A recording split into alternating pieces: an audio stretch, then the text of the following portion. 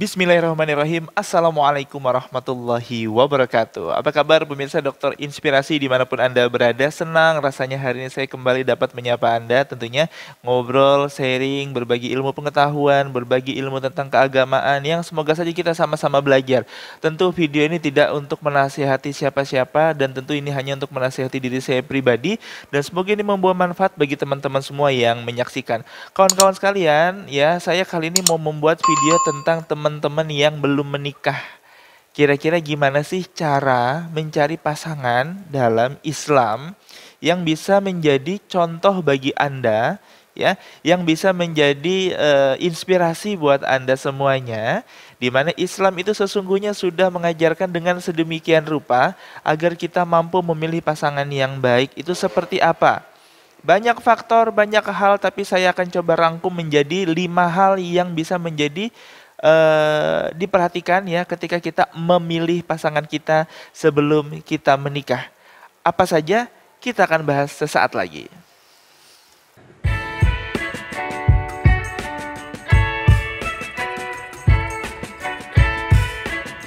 Baik, terima kasih teman-teman semua masih bersama saya di video kali ini. Dan tentu hari ini kita akan bahas tentu apa saja yang harus diperhatikan ketika kita ingin menikah ya. Baik itu laki-laki atau perempuan. Saya bahas secara umum saja.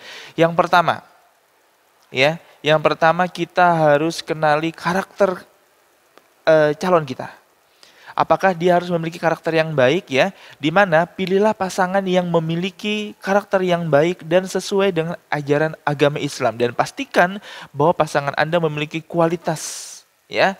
Kualitasnya apa? Bukan dari isi tas ya. Yang paling penting yang pertama kejujuran dia ya. Perhatikan dia dalam berucap, perhatikan dia dalam berbicara dan pada orang sekitarnya, pastikan kejujurannya dia. Jangan sampai ya kita menikahi orang yang suka berbohong seperti itu. Dan yang kedua, kita juga harus lihat apakah pastikan dia ini tipe orang yang setia ya. Itu juga harus sangat sangat penting seperti itu. Dimana melihat kesetiaan itu kita bisa perhatikan dia itu apakah dalam segi keagamaannya yang baik, apakah dia setia dengan sholatnya, apakah dia setia dengan Qur'annya, apakah dia setia dengan nabinya. Insya Allah ketika dia setia terhadap itu, maka dia juga akan setia terhadap pasangannya. Lalu selanjutnya keikhlasan dan ketulusan hatinya itu juga bisa tergambar loh kawan-kawan.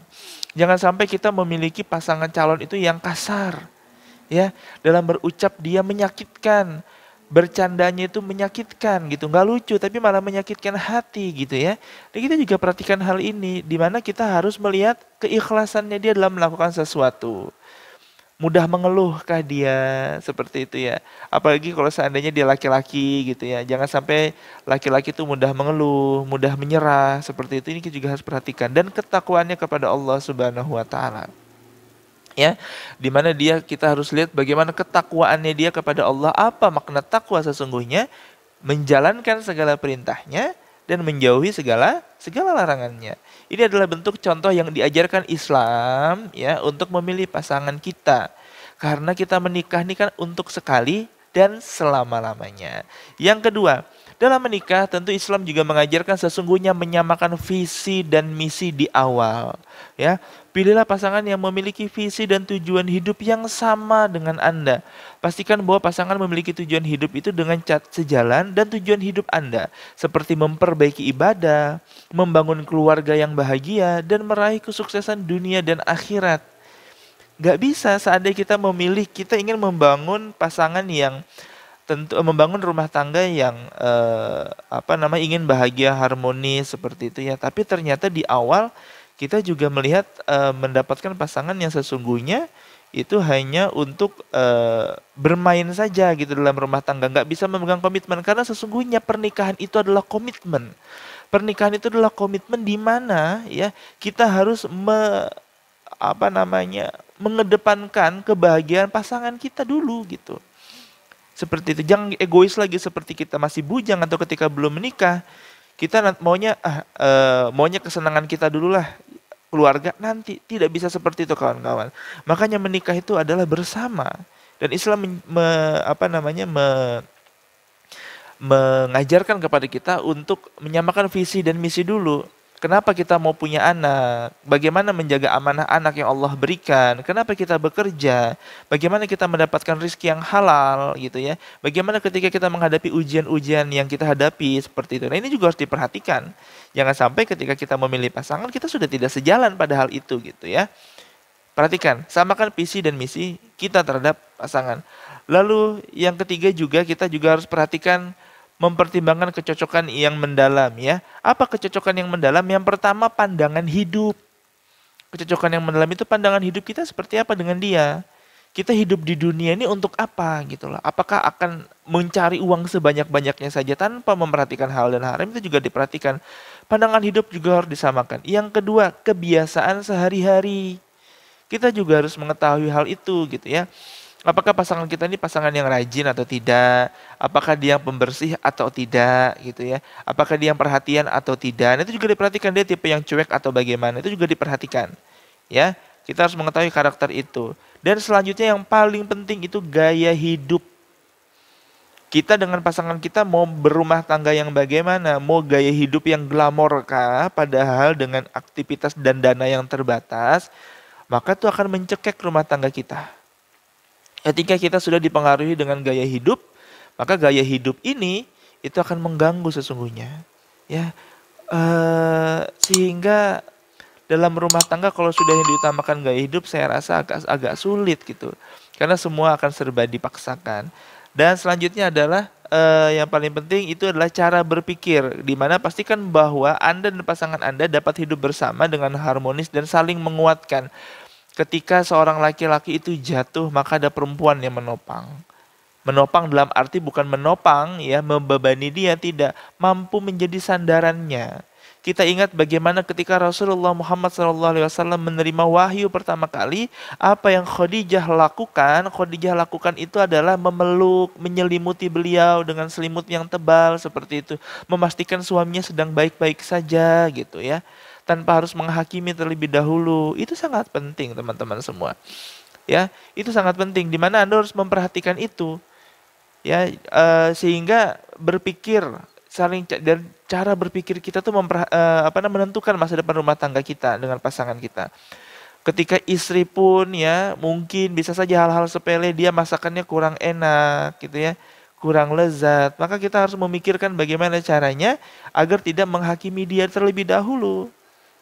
Seperti itu, sehingga tidak menyakiti. Berpikirlah yang tidak menyakiti dan tidak merugikan satu sama lain ya.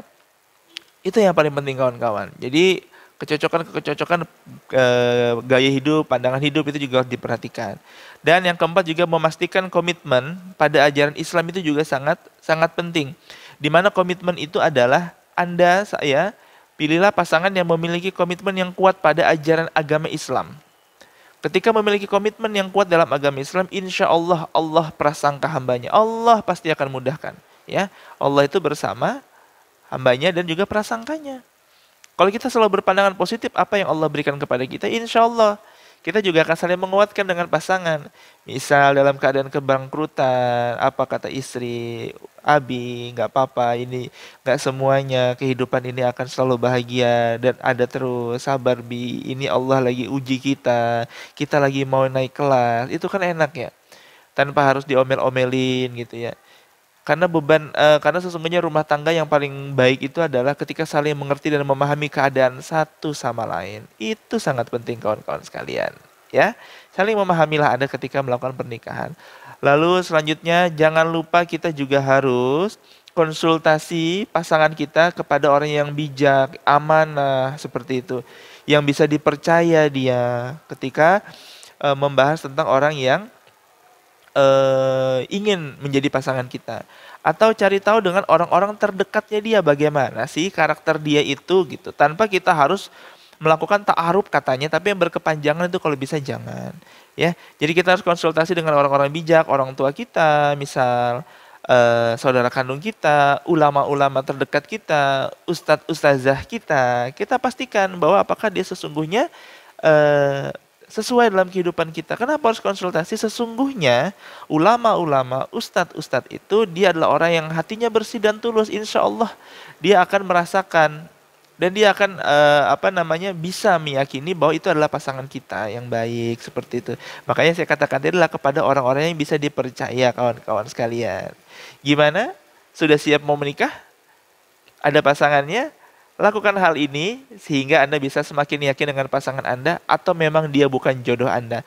Apapun hasilnya, maka Allah sudah siapkan yang terbaik. Sesungguhnya jodoh kita sudah tertulis di Lauhil Mahfuz dan tentu itu menjadi pasangan kita. Dan semoga saja kita yang belum menikah Allah mudahkan dan pertemukan dengan pasangan yang soleh ataupun soleha.